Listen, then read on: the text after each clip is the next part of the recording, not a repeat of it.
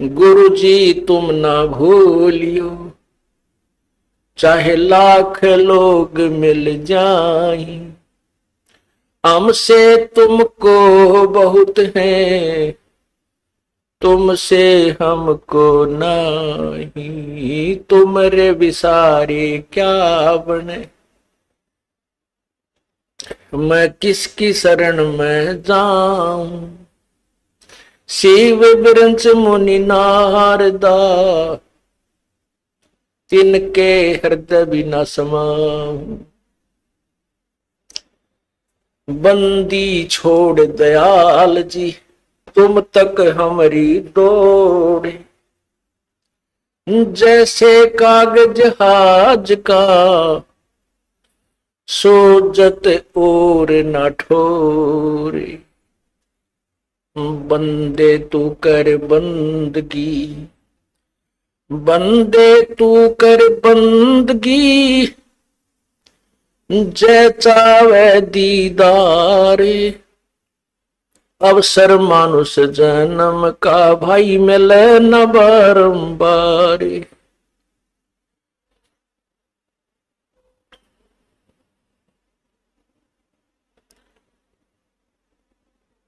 मानुष जन्म पाके जो नहीं रटे हरि नाम, भाई जैसे कुआ जल बिना फिर वो बनवाया क्या काम, लूट सको तो लूटियो राम नाम की लूटी,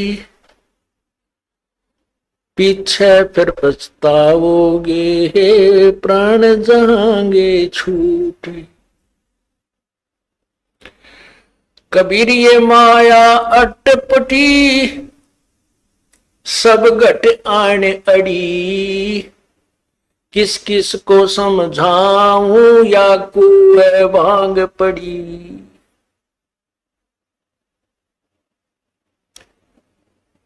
राम नाम कड़वा लागे ये मीठे लागे दाम, दुविधा में दोनों गए भाई माया मिली ना राम। पुण्यात्माओं, इस कालबली ने हमारे साथ पग पग पर धोखा किया है, और ये कालबली का एजेंट ये मन है। ये मन इस प्राणी को अच्छे काम की तरफ नहीं लगने देता, और जो इसके भविष्य में यानी आत्म कल्याण का जो मार्ग है उसमें तो ये विशेषकर ही नहीं लगने देता, जिस कारण से इसका स्वार्थ है कि ये जो भी भक्त है, मनुष्य ये प्राणी है, जब इनको मनुष्य शरीर प्राप्त होता है ये पूर्ण परमात्मा से परिचित ना हो जाएं और उसके ज्ञान को ये समझ ना लें, जिस कारण से ये तेरे जाल से निकल जाएंगे और तेरा ये संसार उजड़ जाएगा। क्योंकि काल भगवान को 1,00,000 मानव शरीरधारी प्राणियों के सूक्ष्म शरीर में पूरे जीवन में जो वासना वो इकट्ठी करते हैं उसको तपस्या पर भून कर उनको तल कर वो वासना निकाल कर अपना आहार करता है, आनंद मनाता है। या किसी का बेटा मरता है, किसी की बेटी मरती है, किसी के माता पिता मर जाते हैं, किसी के रिश्तेदारों की मृत्यु होती है और वो आनंद मनाता है। इसलिए ये काल भगवान इस जीव को अच्छे रास्ते पर नहीं लगने देता। अब हम अपने इस भक्ति मार्ग को ना पहचान कर जो पहले कर्म करते थे, भले ही हम बहुत अच्छे काम भी करने की चेष्टा करते थे, भाई किसी की आत्मा ना दुखावें, ऐसी भी पुण्यात्मा बहुत है जो बीड़ी शराब मांस तंबाकू को नहीं छूती, और ना उनकी नीयत किसी का बुरा करने की है। ऐसी भी कोई पिछले संस्कार ही उन पुण्यात्माओं के हैं, लेकिन फिर भी भगवान की तरफ आस्था नहीं है, परमात्मा की तरफ रुचि नहीं है। स्वाभाविक जैसे कोई 6 महीने में 1 वर्ष में कोई अपना जैसे परंपरागत पूजा है, वहां घर का एक सदस्य जाकर सारे का काम सबकी मन्नत मांग आता है और उसी को हम भक्ति मानते हैं, उसी से हम अपना आध्यात्मिक कर्म पूरा मान लेते हैं। उसके बारे में परमात्मा बताते हैं, जिन हृदय सा सोमरिया ताको तैसा लाभ, भाई ओसा प्यास न भागे ही जब तक धसे न आब। जो ये यथार्थ भक्ति मार्ग को ना समझकर साधना हम किया करते थे, लोक वेद के आधार पर जो साधना करते थे, वो पूजाएं तो ऐसी थी जैसे ओस चाट रहे हों। ओस के चाटने से प्यास नहीं बुझती, प्यास बुझेगी गट गट 2 गिलास ठंडे पानी के पिए जाएंगे। इसका उदाहरण ये है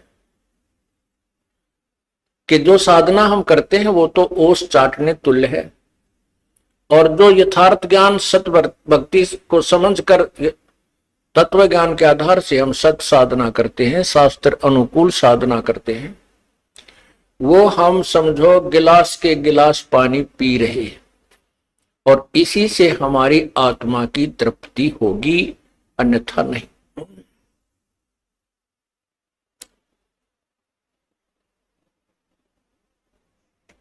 परमात्मा बताते हैं,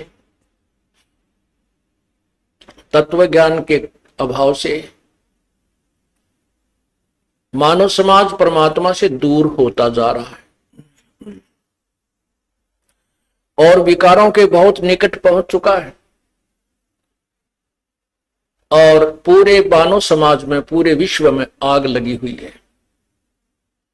केवल माया ही उद्देश्य रह गया है, ना लज्जा रही, ना कोई किसी का जो है आपसी मेल जोल की परवाह रही, बड़े छोटे की कान नहीं रही, क्योंकि हम तत्व ज्ञान से दूर हो गए। भाई बहन का प्यार नहीं, केवल माया ही प्रथम दिखाई देती है। रिश्तेदारी भी स्वार्थ से ही है। तो परमात्मा ये समझाना चाहते हैं कि ये माया बड़ी अटपटी, सब घट आन अड़ी, और किस किस ने समझाऊं, या तो कुआं बांग पड़ी। अब जैसे किसी ने कुएं के अंदर और 1 क्विंटल भांग घेर दियो, अब उस पानी को जो भी ग्रहण कर रहा है उससे का नशा हो जाता है। और नशे वाला व्यक्ति कैसे बोलता है, कैसे चलता है, उसकी क्या प्रक्रिया होती है, तो वो सभी नशेड़ियों की एक जैसी होती है। यही परमात्मा हमें समझाना चाहते हैं। अब हम किसी से कहते हैं, आप भी कहते हो कि परमात्मा के चरणों में चलो, भगवान का नाम लो, परमात्मा के निकट पहुंचो, भक्ति करो, ये मनुष्य जीवन बर्बाद हो जाएगा।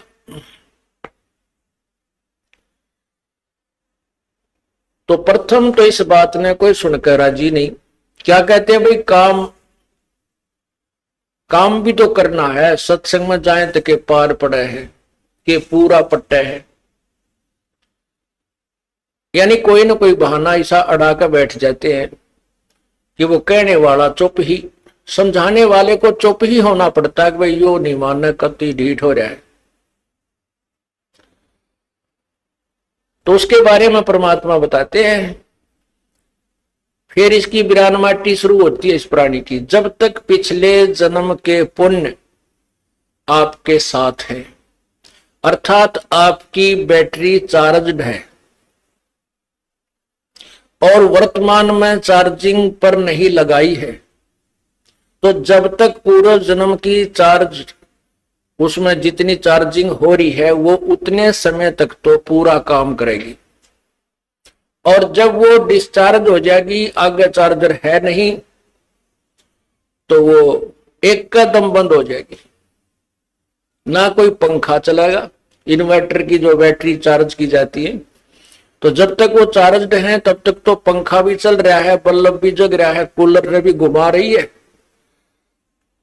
और भविष्य में वो चार्ज नहीं की गई तो एक कदम बंद हो जाएगी, ना पंखा चलेगा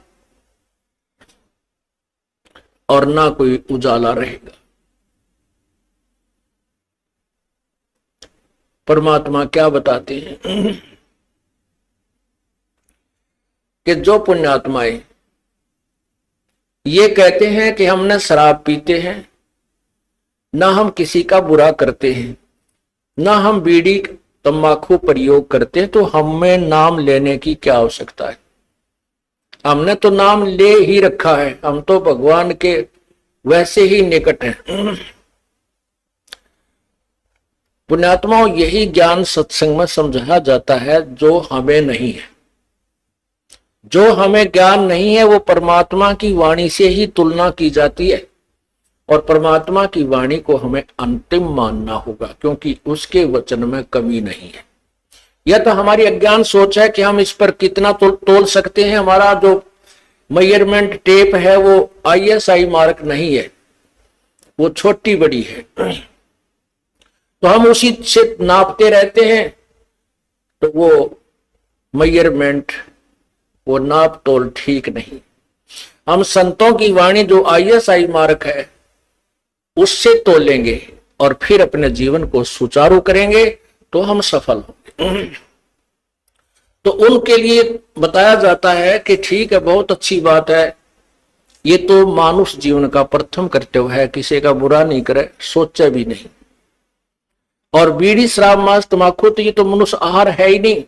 मनुष्यों में भी जो बद्ध व्यक्ति होते थे, जो गांव से निकाल दिए जाते थे, जंगलों में रहा रहने लग जाते थे, वो राक्षस वो प्रयोग क्या करते थे।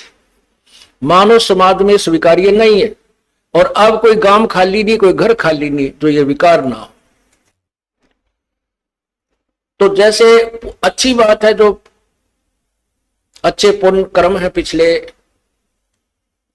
बुराई नहीं कर रहे, लेकिन भविष्य में कोई चार्ज नहीं कर रहे अपने जीवन को। ये पूर्व जन्म की बैटरी आपकी यानी पुण्य कमाई चल रही है, जिस दिन यह खत्म हो जाएगी, बिरानमाटी शुरू हो जाएगी, चाहे अफलातून हो। यहाँ पर पुण्यात्मा, भारतवर्ष के राष्ट्रपति जी श्री ज्ञानी जैल सिंह जी पिछले जन्म की पुण्यात्मा थी, हिंदुस्तान की सुप्रीम पावर बन गए। और जब वह बैटरी डिस्चार्ज हुई, एक्सीडेंट हो गया, 6 महीने तक पैरालाइसिस होकर बोला भी ना जाओ था और तड़प कर मरना पड़ा। यदि उस पुण्यात्माओं को मार्ग ठीक मिल जाता, अच्छी बात है, भगवान ने पिछले जन्म के कुछ अच्छे संस्कार दिए हैं और जिस कारण से उसको उच्च पोस्ट प्राप्त है, वो पिछले जन्म की कमाई है। भविष्य की कुछ तैयारी नहीं की तो वो बैटरी डिस्चार्ज हो गई। इसीलिए सत्संग में समझाया जाता है कि जो बुराई नहीं करता और नाम भी नहीं जपता, गुरु भी नहीं बना रखा, एक व्यक्ति वो, और एक व्यक्ति वो है जो बीड़ी शराब मांस तंबाकू सारी को बंद करता है, और उसको वो व्यक्ति जो कुछ भी बुराई नहीं करता, अपना सीधा जीवन जी रहा, नाम वो भी ना लेता और नाम वो भिखारी भी नहीं लेता, दोनों बराबर हैं। दोनों बराबर हैं कैसे हैं कि जैसे एक खेत 1 एकड़ जमीन खूब बांस मार कर छोड़ रखी है, उसमें कोई घास नहीं, कोई अड़ंगा नहीं, कोई डले नहीं, और उसके दूसरे किले में घास फूस खूब उगा पड़ा है, झाड़ जंखार झाड़ी भी जाम रही है, अर्थात बंजर पड़ा है। और उस जो समार रखा वो किला, उसमें भी कुछ नहीं बीज रखा, उसमें बीज नहीं बो रखा, तो वो उसी के बराबर है। दोनों यूजलेस हैं, व्यर्थ है। अब किसान जो होता है वो बड़ा परिश्रमी और उसको ज्ञान होता है कि जो ये बंजर जमीन पड़ी है ये भी उपजाऊ हो सकती है, उसका तरीका किसान को होता है। उस बंजर सभी जमीन को भी वो अपनी पूरे प्रयत्न से कभी पहले उस घास को काटेगा, झाड़ियों को गंडासियों तक काटेगा, फिर उसको जो है ट्रैक्टर से, हल से उसकी गुड़ाई करके संवार लेगा। और लाभ दोनों का जब होगा जब दोनों में बीज बीज दिया जाएगा। एक वो पुण्यात्मा जो बुराई नहीं करता, एक वो जिसको हम पापात्मा कहते हैं, बुराई सारी करता है। जब वो सत्संग में आ जाते हैं तो वो संत रूपी जो किसान होता है वो दोनों को ही यूटिलाइज कर लेता है, दोनों को ही प्रयोग करता है, दोनों को सफल कर लेता है। ठीक है, जो पुण्यात्मा बुराई, शराब, बीड़ी, शराब, मांस, तंबाकू नहीं प्रयोग करती तो वो तो समरा खेत है, उसमें तो बीज जब वहां शेष है। और जो सब बुराइयां करते हैं, डाकैते ही मारते थे, वो भी संतों के सत्संग ने सुनकर उनकी भी वह खेत समर गया और बीज बीज दिया। और बंजर जमीन घनी गजब की उग्या करे, बहुत जबरदस्त उपजाऊ होती है। पुराने इतिहास देख लो, जितने भी ज्यादा बद व्यक्ति थे, जब उनको सच्चा ज्ञान मिला उन्हें उस साइड में भी इतना डूंडा ठा दिया और आज सुप्रसिद्ध है। तो पुण्यात्माओं, ये तो मानुष जीवन समारे पार पड़ेगी, चाहे इस जन्म में या फिर कभी सूत बैठे कुत्ते गधे सुअर की जूनी भोग कर फिर मनुष्य जन्म में, यू काम तो करें पार पड़ेगी। अब आपको मनुष्य जीवन भी है और सत्संग सुनने को भी मिल रहा है। अब भी आप सफल नहीं होगे तो तुम्हारे जैसे निर्भाग नहीं, और आप जैसे भागवान भी नहीं, क्योंकि आपको परमात्मा ने मनुष्य जीवन दिया और ये तत्व ज्ञान आपके कानों तक पहुंचा दिया और आपकी रुचि बनी। और अब कभी रह गए फिर कितना ठिकाना धरती पर नहीं आपको। तो परमात्मा क्या बताते हैं, जो सत्संग नहीं सुनते, सत्संग में नहीं आते, उस मानव समाज को केवल वही ज्ञान है जो वो आपस में परस्पर डिस्कस करते रहते हैं। उससे बाहर की कोई बात उनको ध्यान में लाने की चेष्टा करता तो उनको स्वीकार्य नहीं होती, तुरंत रिजेक्ट कर देते। सत्संग में तो पाखंडी लोग जाते हैं, सत्संग में तो ऐसे व्यक्ति जाते हैं और वो सारी बुराई करें, किसी की बहन बेटी तक तो छोड़ने को ना, पड़ोसी का धन लूट ले, वो भी सत्संग में आने वालों को बुरा बताते हैं। ये उनको सत्संग में ना आने के कारण ऐसी धारणा बन जाती है। तो परमात्मा कहते हैं, राम नाम कड़ुआ लगे, राम नाम कड़ुआ लगे, ये मीठे लगे दाम, दुविधा में दोनों गए, भाई माया मिली ना राम। एक समय की बात है, जब हम इस मार्ग पर लगे ही लगे थे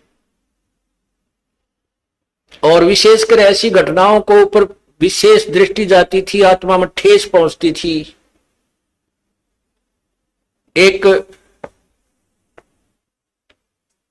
बहुत बड़ा पैसे वाला व्यक्ति था, सुनार का काम किया करता। उसके 2 बच्चे थे, एक लड़का एक लड़की, और 2 वो पति पत्नी। लड़की का ब्याह करना था, लड़की का, और उसके पास इतना पैसा था गिनती नहीं। लड़की का ब्याह करना था, लड़की ये हिसार के आसपास के यहीं का रहने वाला था, और लड़की की शादी राजस्थान में एक अच्छे सेठ यानी बड़े सुनार के, वो भी बड़ा पैसे वाला था, वहां करनी थी। तो लड़की के कपड़े, जेवरात और वहां जो दहेज में देने की वस्तु जो देनी थी वो खरीदने के लिए दिल्ली जा रहे थे।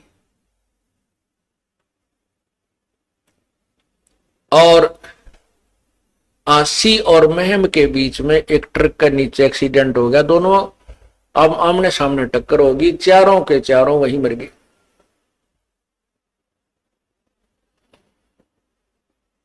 तो परमात्मा ये याद दिलाते हैं, इस झूठे सुख को सुख कहे, नर मान रहा मन मोदे, ये सकल चबीना काल का, भाई कुछ मुख में कुछ गोदे। ये तो काल ने अपनी खेती वो रखी है।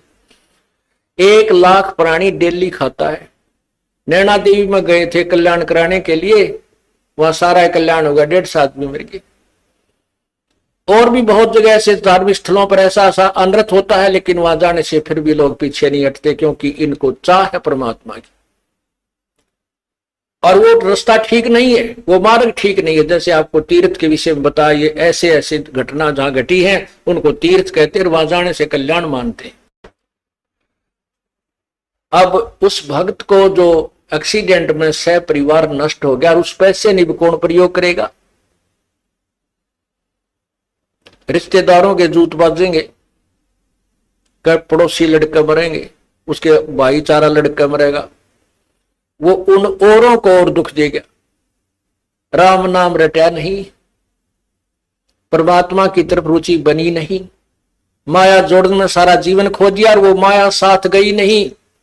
और जो पैसे कमाने में, वो धन कमाने में जो पाप किए थे, वो भगत के साथ गए, वो उसके साथ गए। गधा बनेगा, कुत्ता बनेगा, सुअर बनेगा, बिरान माटी होगी, वो अभी शेष रहते।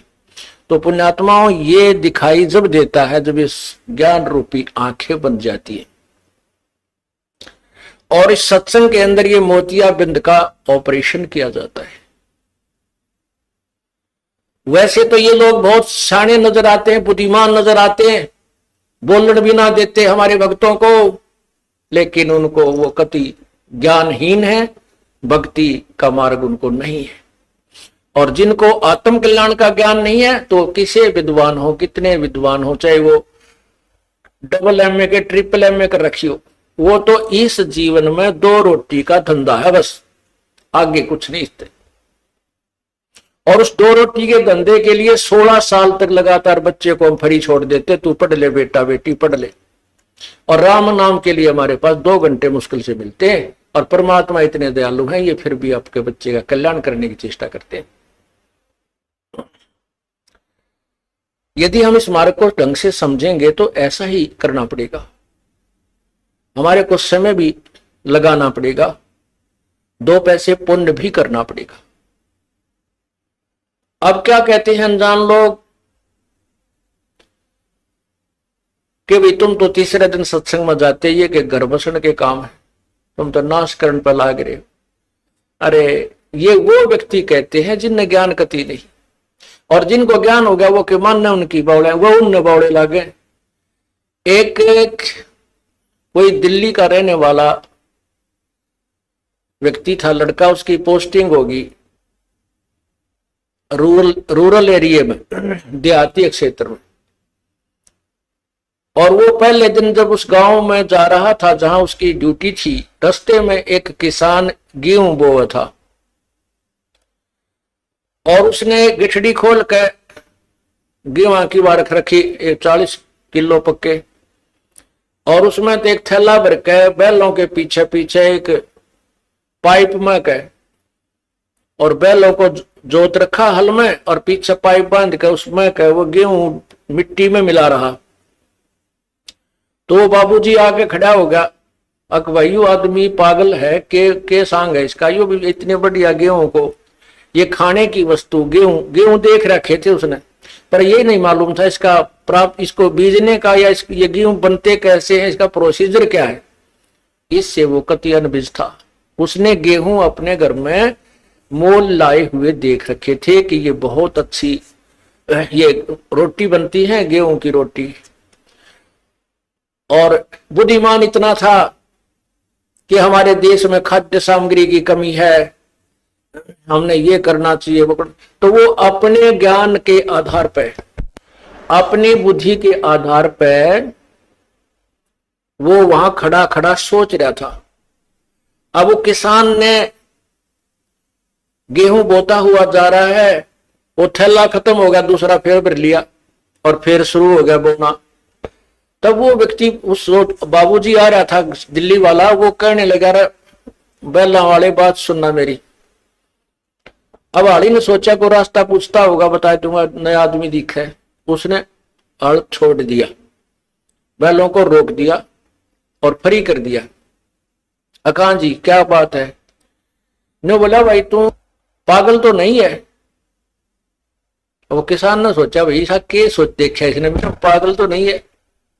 वो बोला जी क्या बात है कि भाई साहब आप इतनी बढ़िया गेहूं को, इतने बढ़िया कणक को और मिट्टी में मिला रहे हो, बर्बाद कर रहे हो। देश में पहले ही खाद्य सामग्री की अभाव है, तो क्यों बर्बाद कर रहा है इसको। तब वो किसान समझ गया यो तो अंदर रहा कि थे, इसने न्यो ही नहीं बेरा उल्लू ने, ये गेहूं बो रहा हूं क्या बर्बाद कर रहा हूं। तब उसने समझाया कि बाबूजी मैं बर्बाद नहीं हो रहा, मैं आबाद हो रहा हूं। आज ये मिट्टी में जो गेहूं में मिला रहा हूं, ये 6 महीने के बाद मुझे आबाद करेंगे।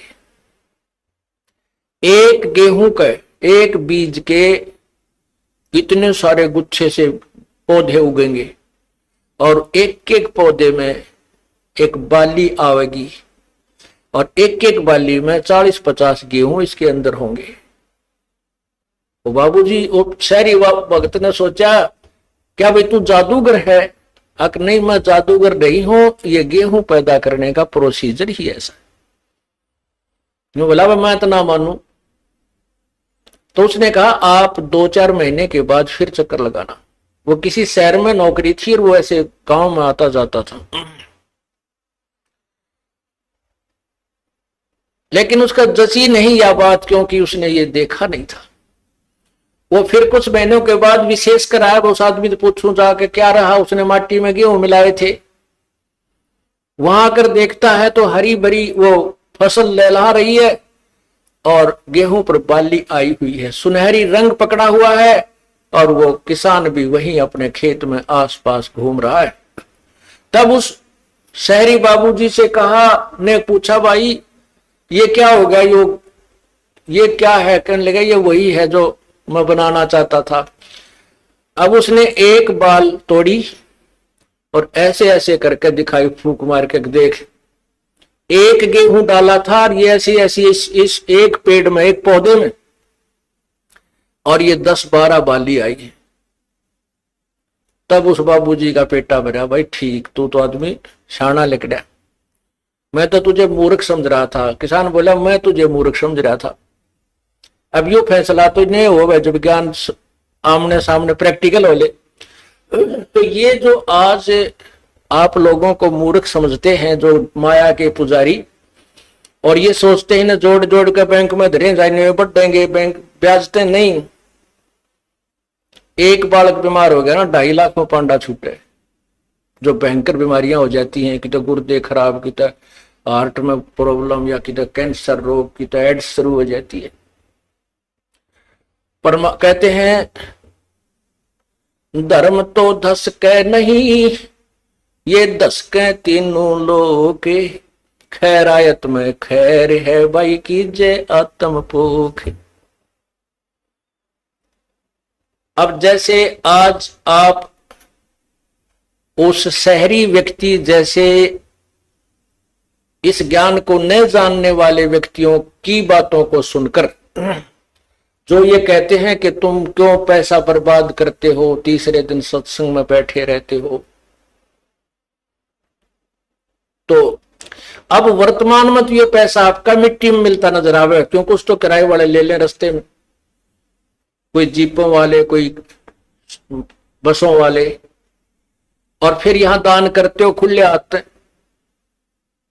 अब तो वर्तमान में तो यू मिट्टी में डाला जा रहा है, और फिर देखना यो खेती, ये जो आपको फल देगा, आपको इतना फल मिल जाएगा कि आप पैया माया धरी नहीं जाएगी कितने ठिकाने से। परमात्मा कहते हैं फिर इस माया को अपनी मत समझना, इसको घनी अच्छी मत समझना, ये तेरे जी का झाड़ बन जाएगी और तुझे मोक्ष मार्ग से रोक लेगी। तो इसलिए परमात्मा कहते हैं साईं इतना दीजिए जिसमें कुटुंब समावे, हम भी भूखे ना रहे अतिथि न भूख हो जाए। इतना मांगियो भगवान से, परमात्मा हाथ भी खुला रहे जा और घना ना दे दियो कदे मैं इससे मुड़ पड़ो जो काड़े कोठी काराम फैक्ट्री में लगा रहा हूं और बिरान माटी हो जाए। तो पुण्यात्माओं, परमात्मा ने उदाहरण दिया अपने आप पर। सारी सृष्टि के संचालक उत्तम पुरुष है तो अन्य परमात्मा इति उदाहरते। ये लोक त्रयम्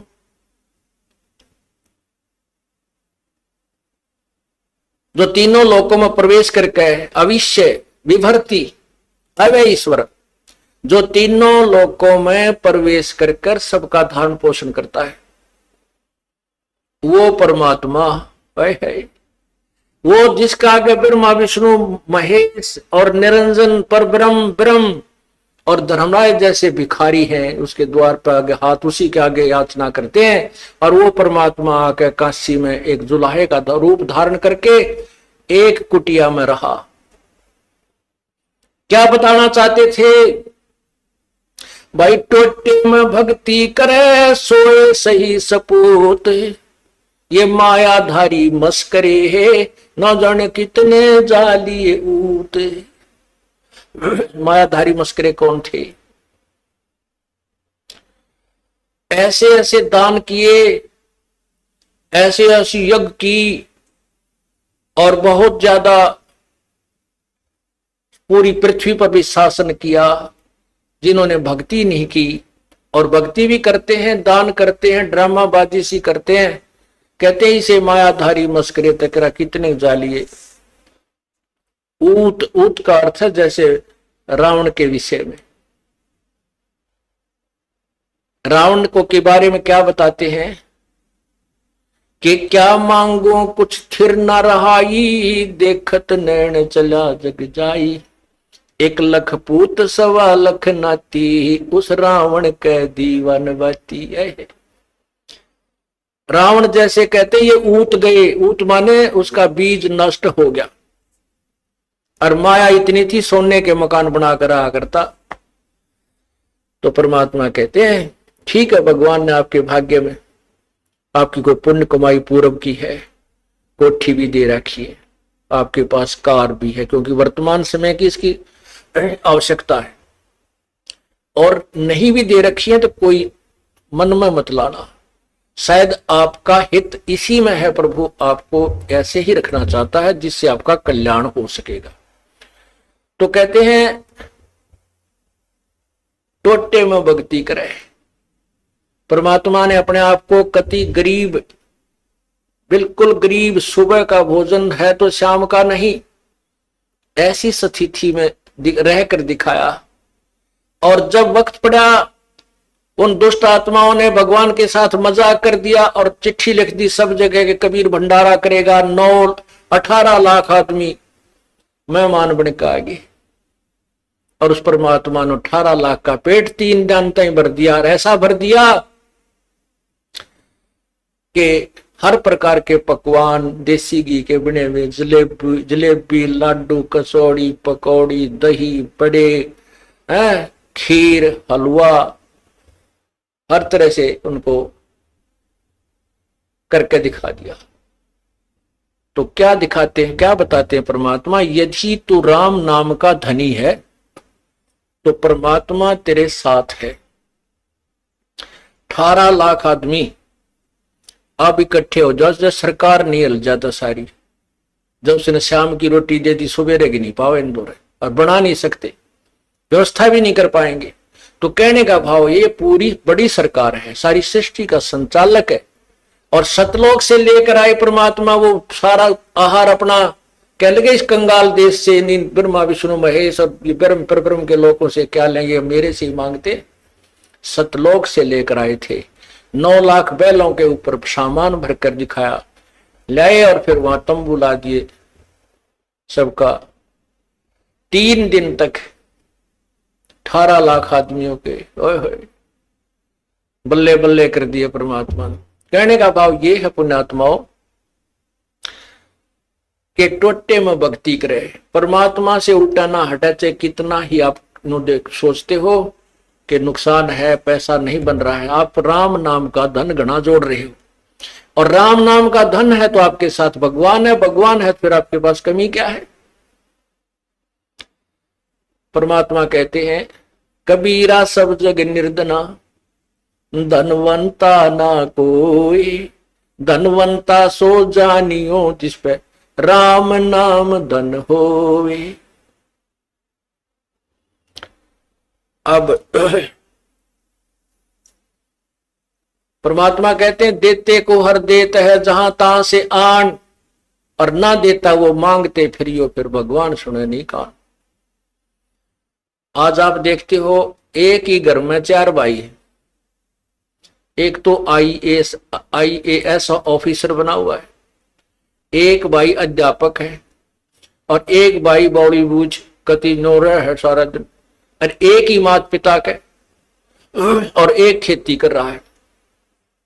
एक ही माता पिता से चारों का जन्म है और एक सी परवरिश माता पिता ने दी। एक जैसे स्कूल में पढ़ाने की चेष्टा की, लेकिन भाग न्यारे न्यारे बटके। वो भाग कब बनाए थे उन्होंने? वो कभी पूर्व जन्म में बनाए थे। पूर्व जन्म में वो भक्ति साधना की हुई, उनके साथ आज है और वही मिलेगा। लेकिन जब पूर्ण परमात्मा की शरण में हम आ जाएंगे तो उनसे अलग भी मिलेगा जो हमें आवश्यक होगा। इतना अधिक नहीं देंगे जिससे आप उस माया का माया डूब कर मर जाओ। इस माया से तो परमात्मा हमें दूर रखना चाहते हैं और इतना अवश्य देना चाहते हैं, इतना अवश्य देना चाहते हैं कि बच्चे का दिल ना टूट जाए, ये भक्ति करता रहे। तो क्या बताते हैं? देते को हर देत है जहां तहां से आन, और नहीं दिया जिसने वो मांगते फिरियो फिर परमात्मा सुने नहीं कहा। वो भी व्यक्ति हैं, वो भी मनुष्य हैं जो हाथ फैलाए सारा दिन फिरते हैं, दिए बाबूजी दिए बाबूजी, कागज चुकते हैं। लेकिन वो अगर राम नाम ले लें, भक्ति करें, तो वो साहूकार है भगवान के दरबार के। उनके सामने यहाँ के टाटा बिरला कुछ नहीं है जो राम नाम के धनी है, ये सत्कर मान लेना। लेकिन इस मार्ग का, इस ज्ञान का हमें पता नहीं है। माया हमने चौकस तुरंत दिखाई देती है, उसने कार ले लें, कोठी ले लें, फ्रिज लगा लें, या तो तुरंत लाभ देती है। इसलिए माया को हम ज्यादा महत्व देते हैं और परमात्मा उन्हीं को दे रहे हैं जिन पाछदन भक्ति कर रखी है।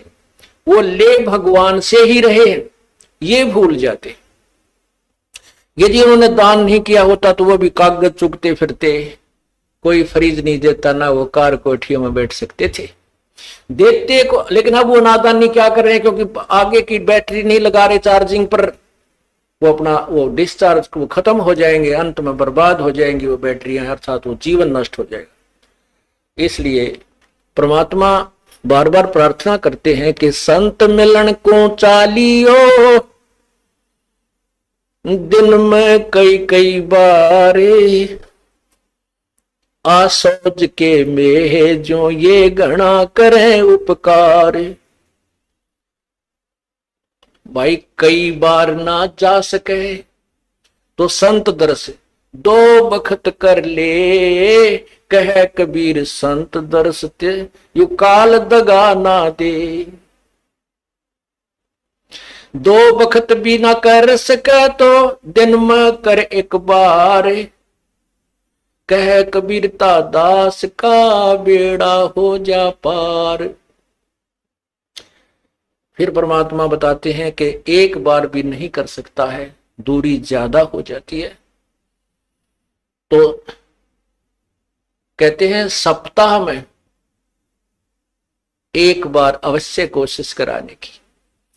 सप्ताह में भी नहीं बात बनती है, ज्यादा दूरी है, तो पक्ष यानी 15वें दिन पक्ष अवश्य। उससे भी दूरी है तो फिर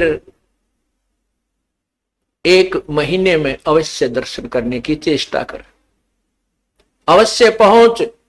और फिर भी कुछ ज्यादा ही विदेश दूर चला गया है तो 6 महीने तक चूकिए मत। और भी ज्यादा कोई मजबूरी या दूर चला गया है तो 1 वर्ष में संत के दर्शन के लिए अवश्य आइए। और दूर रहते हुए फिर कैसी भावना रखे? लाख कोस जो गुरु बसे और शेष समुद्रा तीर, एक पलक भूले नहीं जो गुण हो शरीर। कहते हैं गुरुजी चाहे लाख कोस की दूरी पर बैठे हैं लेकिन दिल से दूर नहीं होने चाहिए। तो 1 साल में कोस अवश्य पहुंचना चाहिए। अब यहां भक्तों के शंका आती है कि गुरुजी अब 1.25 वर्ष तक अज्ञात रहे, दर्शन नहीं हो सके, तो क्या हम हमारे ऊपर, क्या हमारा जो नाम तो फिर खंड नहीं हो गया है? ऐसा कुछ नहीं है। ये लीला परमात्मा की है। जैसे कोई एक्सीडेंट हो जाता है और वही उसमें टांग टूट गया, प्लास्टर बांधे रहना पड़ता है और चारपाई पे लेटा पड़ा रहना होता है। लेकिन जब ठीक हो जाए, जब थोड़ा ही पड़ा रहना है, फिर तो काम करे, घूमे, फिर अपने सारे कार्य सुचारू करे। तो ये कोई लीला है परमात्मा की, इनमें ऐसा कोई दोष नहीं आता। क्योंकि आप तो रो रहे थे, आप गुरु जी से दूर नहीं थे, आपकी आत्मा तड़फ रही थी और उन नादान लोगों ने स्वयं भी पाप कमा लिया, जिन्हें हमारा विरोध करके ये ऐसा झूठा केस बनाकर परमात्मा के कुत्तों को सजा, उन्होंने हमारे को प्रताड़नाएं दी है, जेल में डाला। अब मुझे इस बात का डर है कि उन गेला के बनेगी। इतनी आत्मा रुआ रखी है उन्होंने, उनकी हाय पाड़ के दर देगी, उनके मनमाने कई पीढ़ियों तक का नाश कर देगी। हम किसी को दुर्शीष नहीं दे रहे, लेकिन उनके किए हुए कर्मों का प्रतिफल बता रहे हैं। ऐसी बिरान माटी होंगी उन लोगों की, कुत्ते बनेंगे, कीड़े पड़ेंगे, खाज लगा करेगी, टांग टूटेंगी। ये मुख्य दोषी वो लोग हैं जो स्वार्थवश जनता को गुमराह करके और संतों का विरोध कराते हैं। लेकिन दोष उनको भी लगेगा जिन्होंने पाखंडियों की बात बिना देखे सुने मान ली। तो पुण्यात्मा उसमें दोष नहीं था, आपकी तो अधिक कर्म बने हैं, आप हृदय से रोए हो। जैसे धर्मदास जी को परमात्मा ने 6 महीने तक तड़पाया था, उसके अंदर की कसक देखने के लिए और बनाने के लिए, और फिर जब वो परमात्मा मिले तो और अधिक प्रेम से, और प्रेम और बढ़ा हुआ था। तो पुण्यात्मा यही समक्ष प्रत्यक्ष प्रमाण है कि कोई भी बच्चा परमात्मा से दूर नहीं हुआ, आपकी दूनी कसक पड़ी है। तो वही आपने ये ज्ञान समझ लिया कि जैसे बंदी छोड़ दयाल जी तुम लग हमरी दौड़, और जैसे काग जहाज का सूझ और निठर। आप इतना ज्ञान युक्त हो गए हो जैसे समुद्री जहाज के ऊपर शाम के समय कौवा इस दृष्टिकोण से बैठ जाता था, जो 4 बजे से जहाज प्रस्थान होता बंदरगाह से, कि ये खाना खाएंगे और वहां टुकड़े खाऊंगा। तो पूरा बाजार सा लगा हुआ होता है समुद्री जहाज में, सारी व्यवस्था होती है, होटल भी होते हैं, वहां कैंटीन भी बनी होती है, सब तरह की दुकानें होती है, एक शहर सा होता है।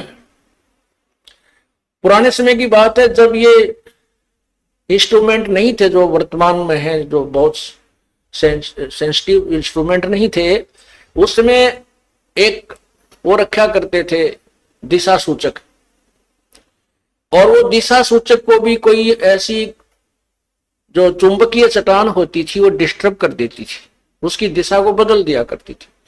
तो जब वो उस दिशा सूचक को चेक करने के लिए ये ठीक काम कर रहा है या नहीं, हम अपनी सही दिशा में जा रहे हैं या नहीं, उसके लिए वो क्या तरीका अपनाते थे उसकी जांच का,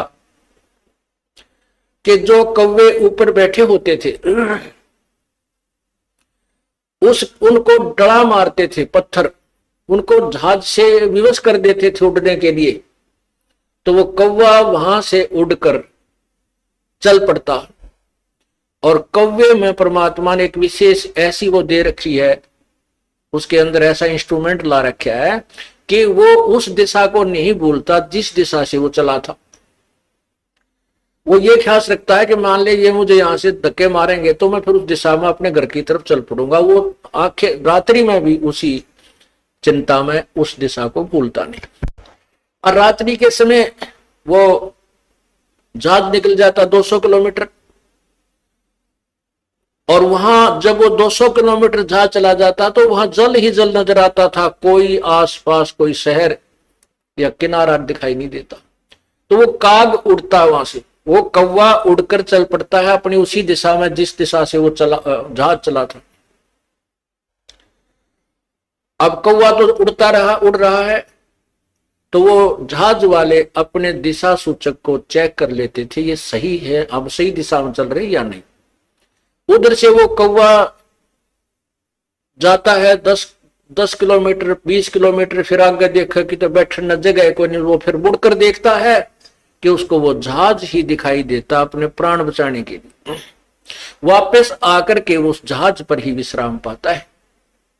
तो पुण्यात्माओं, जब आप इस ज्ञान से पूर्ण परिचित हो जाओगे, उस समय आपको इस सतलोक आश्रम, क्रोथा और बरवाला और इस दास के अतिरिक्त और कबीर परमात्मा के अतिरिक्त तुम्हें कोई स्थान दिखाई नहीं देगा। सब डूबने का होगा, पैर रखते ही डूबने का होगा, क्योंकि चाहे कितने प्यारे और कितने ही नेक भाई बहन रिश्तेदार हैं, वो तो इसी समय में हमारे साथ रहेंगे। आगे ना जाने अपने संस्कार बस वो कहाँ जाएंगे, वो हम कहाँ जाएंगे, ना जाने कि तो पशु बनेगा, कोई पक्षी बनेगा, कोई जानवर बनेगा। हो सकता है किसी पुण्यात्मा को मनुष्य विशेष रह रहा, वो भी मिल सकता है।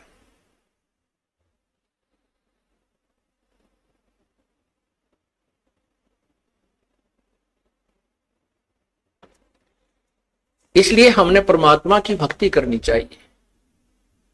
और ऐसे आपके अंदर जो तरफ बनी है, अब आपको वो वही कौवे वाला ज्ञान हो गया।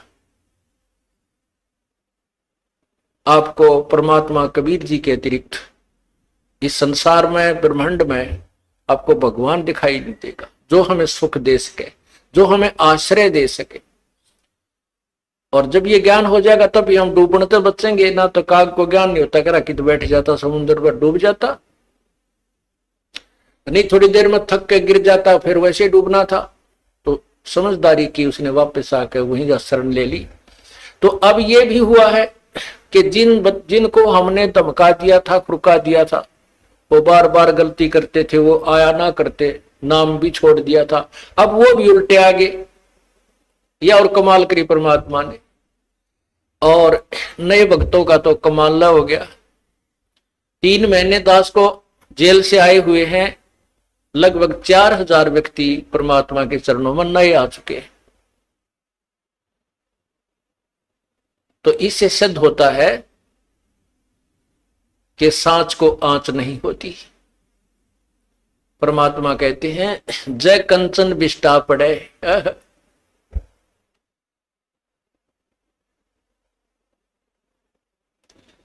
तो घटे नता का मोल। समझदार व्यक्ति तो जैसे सोना है, और सोना टट्टी में भी पड़ा ना, कितने टट्टी में राछी डड़ी हो इतनी सारी, चाहे इतना पड़ा हो, कोई ना छोड़े, जब बैठा कर धोकर मांझ कर गोज मंगा लेकर और दौड़ लेगा कि देखो देखना दे। तो ऐसे ही जब हमें परख हो जाएगी, लोगों ने अब इस दास के ऊपर, सोने के ऊपर टट्टी डाल दी, और हमारे बच्चों ने वो टट्टी ना दिखी, सोना दिखा। तो पुण्यात्माओं, उनके द्वारा डाली हुई वो टट्टी, यानी उनके द्वारा गंद फैलाया हुआ भी साफ कर रहे हैं, लोगों को समझा रहे हैं, झूठ बोलते हैं, ऐसा कुछ नहीं उस आश्रम के अंदर, और सोना भी ले रहे हैं। तो इस प्रकार परमात्मा जिसके साथ है, उसका कोई कुछ नहीं बिगाड़ सकता। नहीं तो फिर भगवान का नाम में मिट जाएगा इस पृथ्वी पर से, राम नाम की कोई चीज नहीं रहेगी। आजकल वैसे लोग नास्तिक हो गए, 4 छोटे मोटे जहाज बनाकर आकाश मुड़ के बिरानी के मान बैठे अपने आप को। अगर 2-4 वर्ष परमात्मा बूंद ना गिरे, वर्षा ना करे, काल पड़ जाए, ये जहाज और इंस्ट्रूमेंट ये सकाई ले बुड़क पड़े पड़े जरा, इनके इनमें कोई बैठनिया नहीं पाओ, इन्हें देखनिया नहीं पाओ, और भगवान को भूल गए। यही कारण है कि हम भगवान की महिमा से अपरिचित हो गए।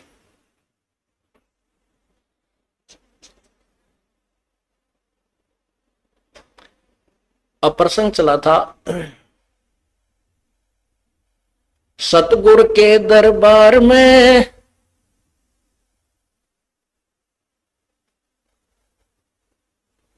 जाइयो बारंबार, वो भूली वस्तु लखा देवे है सतगुरु दातारे। ये जो चीज हम भूल रहे थे, भगवान की भक्ति, और भक्ति भी यथार्थ, उस ज्ञान को वो संत फिर दोबारा हमारे हृदय में प्रवेश कर देते, ऐसे दातार हैं।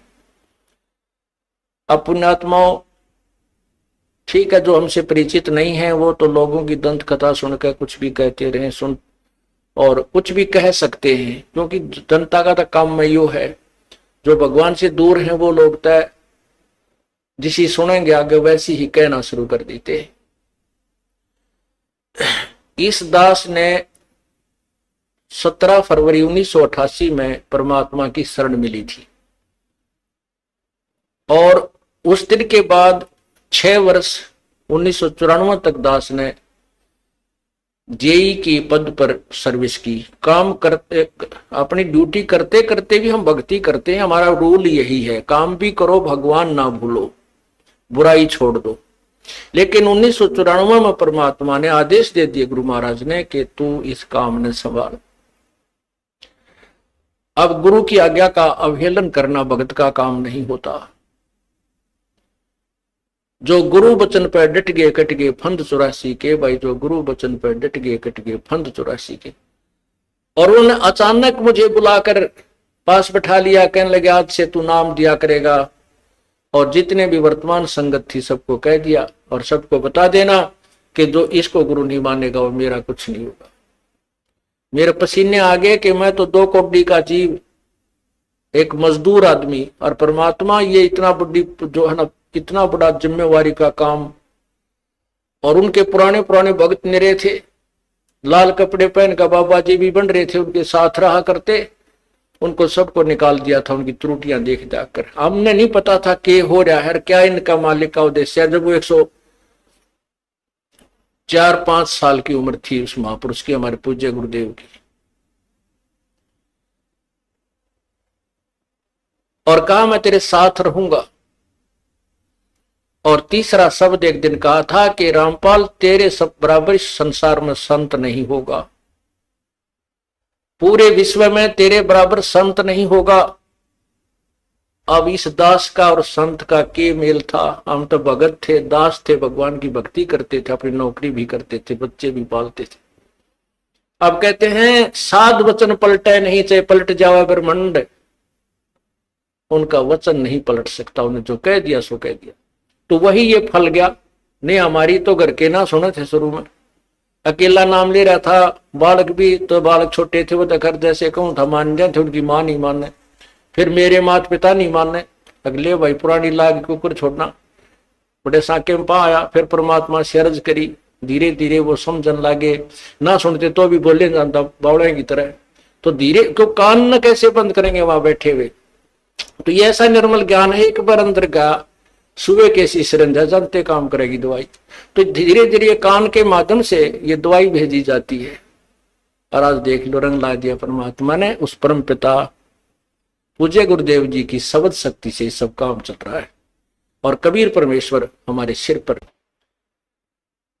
तो परमात्मा उस दिन के बाद सन 1995 में इतने 21 साल के बाद इतने पाठ हम घर घर पाठ किया करते थे। 3 दिन पाठ करते थे और 1 दिन पहले जाना पड़ता था। ये दास स्वयं सेवा करता था, घर घर जाके उनके सब जहां हमने पाठ करने का स्थान देखना होता था उसकी सफाई करते थे। कईयों का देख का कमरा होता बड़ा सा, उसी में पाठ भी करना, उसी में खाना भी बनाना, उसी में खाना भी उसी में, सोना भी उसी में। तो उस ढंग से अपनी सेटिंग कर लेते, हम इतनी जगह में पाठ कर लेंगे। तो मेरा जाना अति आवश्यक था उस समय, क्योंकि ये स्टार्ट था भक्ति का और स्टार्ट था इस 500 यज्ञ करने का। किसी को नहीं मालूम था, बच्चे थे सहयोग देने लगे। और धीरे धीरे फिर वो क्या हुआ कि इतने पाठ हो गए कि मुझे नौकरी, पहले तो क्या करता था, शुक्रवार को पाठ प्रारंभ किया, शुक्र शनि ड्यूटी करके सामने चले जाते बृहस्पतिवार को, शुक्रवार को रात में तैयारी करते, शुक्रवार को शनिवार को अब पाठ प्रारंभ करके अपनी नौकरी पर चला जाता, फिर शाम ना आ लेता, शनिवार इतवार की छुट्टी हो जाती। काम चल रहा था वो हफ्ते हफ्ते में हुए, फिर होने लगे डेली। अब अफसर भी दुखी और मैं भी दुखी, तो फिर उस दिन रिजाइन कर दिया परमात्मा के नाम पर। 18 साल की नौकरी होगी थी मेरी। हालांकि कुछ और भी हमारे साथी कह रहे थे भाई अभी 2 साल और डट जाओ आपकी पेंशन बन जाएगी। वाह भैया पेंशन तो करा कितनी की बार होगी, जो पेंशन ई बनेगी ना, या कद्दे नहीं बनी थी, या असंख्य जन्मों की पेंशन बन जाएगी। तो वो तो इस बात को नहीं समझे थे, उन्हें तो मुझे मूर्ख ही समझा। और दास की सौभाग्य था कि मुझे नौकरी या मजदूरी मिल गई भगवान की, और उसकी पुण्यात्माओं को दलदल से निकालने की। कहते आत्म प्राण उद्धार ही ऐसा धर्म नहीं, और धर्म तो और भी है, दान करते हैं, भूखों को भोजन देते हैं, असहाय की सहाय करते हैं, लेकिन जो आत्म प्राण उद्धारी ऐसा धर्म नहीं। और धर्म तो ये भी है जो गौशाला बना रखी है, धर्म वो भी है जो चिड़िया ऊपर चुग्गा डाल देते हो पशु पक्षियों को, वो भी विकलांगों के जो ऑपरेशन वगैरह कराए जा रहे हैं वो भी धर्म है, अनाथ आश्रम है वो भी धर्म है।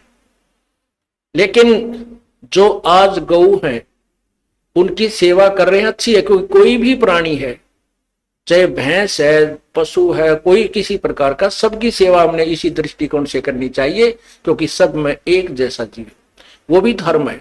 लेकिन अब तो वो आज वो गाय है, आज कोई भैंस है, और जन्म होने के बाद फिर वो सूअर की जोनी में जा सकती है, उस बीमारी तो कौन छुटावेगा उसको। तो ये ज्ञान, ये भक्ति, ये आत्मा इस जीव को उद्धार करेगी। वो फिर 84 लाख योनियों में नहीं जाएगा, या तो मनुष्य शरीर होगा, नहीं सतलोक चला जाएगा। तो कहते हैं आत्म प्राण उद्धारी ऐसा धर्म नहीं। और तो इस दास को ये आत्म प्राण यानी जीव आत्मा के उद्धार की मजदूरी मिल गई, और सहर्ष शुक्र मनाता हूं प्रभु, आपने कैसे दया करी इस 2 कोटि के जीव पर। और ऐसे निर्मल भगवान की महिमा, ओए होए होए, जिसके नाम लेते हैं रूंग रूंग खड़े हो जाते हैं। उसके बाद परमात्मा की ऐसी महिमा हुई, अब मुझे इतनी खुशी होती है। कैसा निर्मल समाज तैयार हो रहा है। बीड़ी, शराब, मांस, तंबाकू, उसको देखकर भी राजी नहीं। अब ये पुण्यात्मा दोनों हाथों दान करते हैं, और हम पहले लूटन पर लगे रहा करते थे, पाप बढ़ाते थे। ये माया साथ नहीं जानी थी कि इतना नरक इकट्ठा कर रहे थे। और परमात्मा क्या कहते हैं, सतगुरु के सजदा करूं कर्म छुटाए कोटि, और जो ऐसे सतगुरु की निंदा करे फिर जम तोड़ेंगे होठ। अब जो लोग बिना देखे सोचे समझे और भक्तों की संतों की बुराई करते हैं, अब क्या बताते हैं कि सतगुरु के सिजदा करो जिसने कर्म छुटाए कोट, करोड़ों पाप कर्मों से हटाकर और पुण्य कर्मों पर लगा दिया। कितने पाप कर्म बचा दिए हमारे। और जैसे ऐसे सतगुरु की जो निंदा करते हैं, कहते हैं उनके जम तोड़ेंगे होठ, यम के दूत उनके इसे लठ मारेंगे, चाहे कितना लागो, मुंह पे, होठा पे। होठ इसलिए कहा कि इस पर ज्यादा दर्द होया करे, सोई भी बुढ़ी आया करे। तो कहते हैं वो जम तोड़ेंगे होठ जो बकवाद किया करते थे, संतों की निंदा करते थे। नित्यानंद जी महाराज ने यहां तक कहा है, भाई तू ना मानता ना, ठीक है अपना और काम कर ले, और कुछ कह सुन ले, पर संत की निंदा मत करिए, ये तेरे लिए बहुत जबरदस्त पाप बन जाएगा। लेकिन जो इस मार्ग से परिचित नहीं है, वो नादान बच्चे आगे में हाथ दे देते, बिजली के तार को छू लेते। और ज्ञान होता सत्संग से, और सत्संग में ये काल नहीं आने देता। तो उस दिन के बाद परमात्मा की ऐसी रजा हुई कि बाग लाग गया भगवान का। और यही प्रार्थना करता रहा, परमात्मा तेरे बच्चे तुझे समझे पहचाने, दास को ये नौकरी दी है, इसमें सफल भी आप ही करोगे। इन लोगों ने तो आपको भी नहीं बख्शा था, जब जिसमें आप यहां आए थे काशी में 120 वर्ष रह कर गए, सारा जीवन आपके पीछे पड़े रहे। उन दुष्ट आत्मा स्वार्थियों ने अपने स्वार्थ के लिए जनता को सत्य ज्ञान नहीं समझने दिया, और परमात्मा को बहुत यातनाएं दी गई। अब उनकी जो यातनाओं, उनके साथ जो हुए संघर्ष को देखकर इस दास का दिल डटा हुआ है। कि हमारे साथ तो अभी कुछ भी ना हुआ है, जो उस परमात्मा के साथ कितना तेल के कढ़ाई में डाल दिए, कितना काट काट के घेर दिए, कितना कुएं में डाल के ऊपर तो डले ठोक दिए, और फिर भी डोके न पाए। वो तो समर्थ थे और जनता कुछ नहीं बिगाड़ सकी और ना ही उनको समझ सकी। समझना चाहिए था, कुछ लोग समझे भी थे, लेकिन बाद में फिर वो ठीक ढंग से ना लगे तो भगवान ने उनको स्वयं ही रिजेक्ट कर दिया था। परमात्मा क्या बताया करते थे, कैसा एथेंटिक उदाहरण दिया करते थे। अपने आत्माओं क्या बताते हैं, भाई सिर साटे की भक्ति है और कछु नहीं बात, सिर के साटे पाइयो अवगत अलख अनाथ। अब शीश कैसे देना है, शीश ये नहीं भाई काट के सिर चढ़ा दे भगवान के चरणों में, ऐसे नहीं। जैसे आपको परसों के सत्संग में सुना था कि गुरुदेव को समर्पण कर दिया जाए। समर्पण का अर्थ यह है कि जो आज्ञा दे वही की जाए, चाहे वो बुरा लग रहा है चाहे अच्छा लग रहा है, उसमें हमारा हित है, अति हित होता है। और संत क्या कहते हैं, भाई बीड़ी शराब मांस तम्बाकू ये मत पीना। संत कहते हैं चोरी जारी नहीं करना, डाके ना डालना, किसी की जेब ना काटना, ये महापाप है तेरे लिए। अपना करके खाना बेटा, भगवान भजना, इससे तेरा कल्याण होगा। और हम यही वचन नहीं मानेंगे तो फिर यहाँ स्कूल में आने की आवश्यकता क्या, इस विद्यालय में सत्संग में आने की आवश्यकता क्या है। हम गलतियां भी गलती पे गलती करते रहे और फिर सत्संग में भी आ रहे हैं तो वो फेल हो जाएंगे विद्यार्थी, वो पास नहीं हो पाएंगे। और परमात्मा के पाने का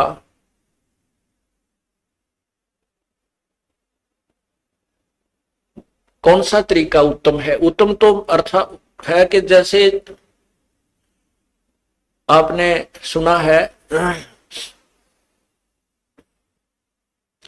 कुबद कांचड़ी चढ़ी चित पे होया मनुष्य नागरे, सूझे नहीं सजन सुख सागर बिना प्रेम बैरागरे। या कुबद कांचड़ी चढ़गी चित पे तो हो रहा मनुष्य नागरे, मनुष्य के कर्म है बुरा काम नहीं करना, किसी की बाल बेटी की तरफ बुरी नजर नहीं रखा, किसी की संपत्ति की तरफ बुरी नजर नहीं रखा है, अपने जैसा दुख सभी का माने, किसी पशु का बेमतलब लठ नहीं मार दे, है किसी को नाजायज तंग बिल्कुल ही तंग नहीं करना चाहिए। तो ये मनुष्य के कर्म थे, इनको छोड़कर हम अपने स्वार्थवश ना जाने दूसरे को कितना दुखी कर देते हैं,